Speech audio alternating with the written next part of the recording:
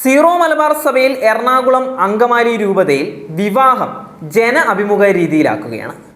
വളരെ കാലമായി ആവശ്യപ്പെടുന്ന ഒരു കാര്യമാണ്.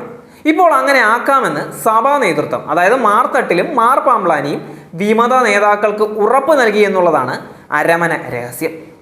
ഇത് നടപ്പിലാവുകയാണെങ്കിൽ വധൂവരന്മാരെ, അതായത് മണവാളനെയും മണവാട്ടിയെയും ജന അഭിമുഖമായി കസേരയിട്ട് ഇരുത്തണം. വിവാഹ കൂതാശയിൽ തുടക്കം മുതൽ അവസാനം വരെ കഷ്ടപ്പെട്ട് പതിനായിരങ്ങളൊക്കെ മുടക്കി ബ്യൂട്ടീഷ്യന്മാരെ കൊണ്ട് ഒരുക്കി വരുന്ന കാര്യമല്ലേ.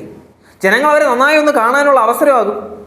വധൂവരന്മാർക്ക് ബന്ധുക്കളെ ആദ്യം മുതൽ അവസാനം കാണാം, പുഞ്ചിരിക്കാം, ഒരു റിലാക്സേഷനും ആവും. താലികെട്ടും മറ്റും വീഡിയോ ഷൂട്ട് ചെയ്യാനും ഫോട്ടോ എടുക്കാനും ഫോട്ടോ വീഡിയോഗ്രാഫർമാർക്കും മൊബൈലിൽ എടുക്കാൻ ബന്ധുക്കൾക്കും സുഹൃത്തുക്കൾക്കും അൾത്താരയിൽ ഇടിച്ചു കയറി നിൽക്കേണ്ട കാര്യവും വരുന്നില്ല. താഴെ നിന്നാൽ മാത്രം മതി, മുഖം വളരെ വ്യക്തമായി കാണുകയും ചെയ്യാം. ജന അഭിമുഖ കുർബാനയ്ക്ക് സമവായം ആയ സ്ഥിതിക്ക് ഇനി ഇതിനും ഒരു തീരുമാനമാകണം. ഇതിനെക്കുറിച്ച് ഉടൻ തന്നെ സർക്കുലർ ഇറക്കുമെന്നാണ് പ്രതീക്ഷ.